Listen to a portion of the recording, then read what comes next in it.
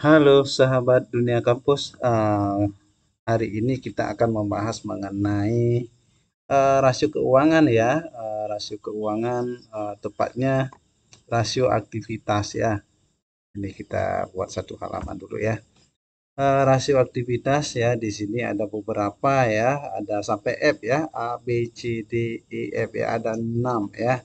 Yang pertama ya, ada yang namanya rasio total aset turnover ya, artinya tingkat perputaran aset ya, eh, total aset turnover ya, artinya di sini rasio yang membandingkan penjualan bersih ya dengan jumlah aset yang dimiliki atau jumlah aktiva ya. Penjualan itu sendiri ya, itu kita ketika mentabulasi ya, melihatnya di laporan laba rugi ya, sahabat dunia kampus ya, sedangkan jumlah aktiva itu ada di neraca ya. Ini rasio interstatement ya, antara rasio laba rugi dan neraca ya. Hasil rasio ini ya menunjukkan kemampuan dana yang tertanam dalam keseluruhan aktiva berputar dalam suatu periode tertentu atau kemampuan modal yang diinvestasikan untuk menghasilkan revenue ya.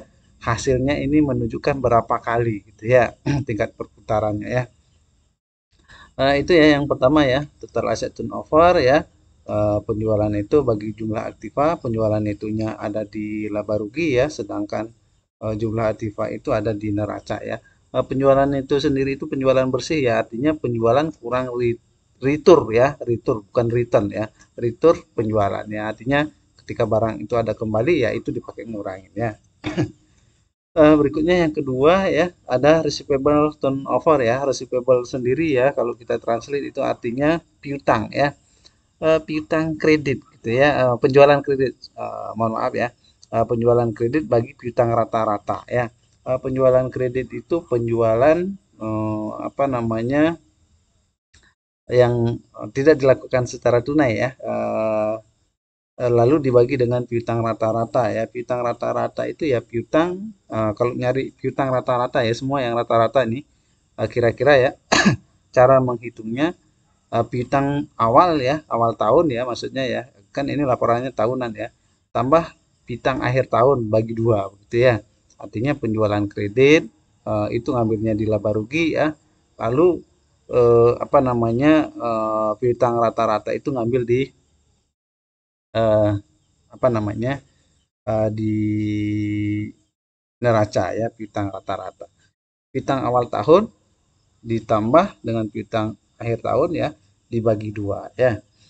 Berikutnya ya hasilnya juga menunjukkan berapa kali gitu ya, artinya kemampuan dana yang tertanam dalam piutang berputar dalam suatu periode tertentu. Berapa kali sih dia berputar dalam satu tahun gitu ya, kalau periodenya satu tahun. Yang ketiga ada average collection period ya. Di sini membandingkan piutang rata-rata dengan penjualan kredit ya. Piutang rata-rata sama ya dengan cara nyarinya ya, piutang awal tahun ya yang ada di neraca ya, ditambah piutang akhir tahun dibagi dengan jumlah penjualan kredit ya. Eh, Hasil rasio ini ya menunjukkan periode rata-rata yang diperlukan untuk mengumpulkan piutang gitu ya. Makin kecil harinya jumlahnya ya, maksudnya ya makin baik ya, karena artinya makin liquid ya, makin cepat perputaran apa namanya piutangnya ya. Lalu yang keempat ya ada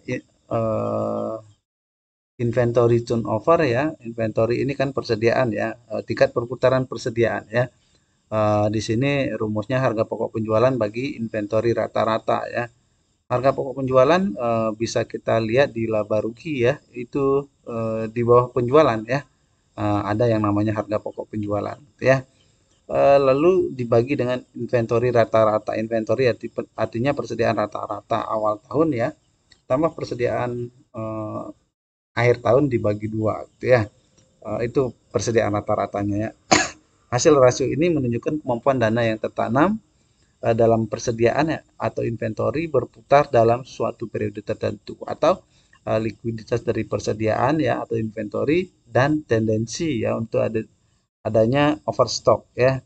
Ini menunjukkan berapa kali gitu ya. Tendensi itu kecenderungan ya, kecenderungan adanya overstock ya, kan nggak boleh ya persediaan apa namanya terlalu banyak ya, sehingga di overstock kan ya. Eh, ya berikutnya ada yang namanya average day ya, inventory ya, inventory rata-rata kali 360 ya, karena ngomongnya tentang day ya, artinya dalam satu tahun itu kan ada 360 ya, dibagi dengan harga pokok penjualan ya. Nah, hasil rasio ini ya, average day inventory ini ya menunjukkan periode menahan persediaan rata-rata atau periode rata-rata persediaan barang berada di gudang gitu ya. Artinya berapa hari sih barang itu ada di gudang gitu ya. Makin cepat makin baik ya, karena artinya persediaan itu diolah ya, diproses dengan sangat lancar gitu ya. Lalu yang terakhir ya, ada yang ke F ya, working capital turnover ya, working capital sendiri ya, seperti penjelasan di rasio sebelumnya, yaitu kalau kita translate jadi modal kerja gitu ya. Artinya di sini membandingkan penjualan bersih dengan modal kerja. Modal kerja sendiri di sini yang dipakai modal kerja bersih ya, yaitu aktiva lancar kurang hutang lancar gitu ya. Artinya rasio ini menunjukkan kemampuan modal kerja masih berputar dalam suatu periode siklus kas ya, artinya cash cycle ya dari perusahaan ya. Oke ya, demikian ya pembahasan mengenai rasio aktivitas ya.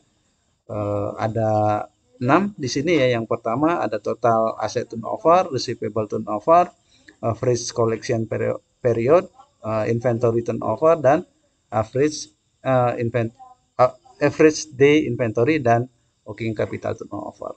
Terima kasih sudah menyimak. Semoga bermanfaat.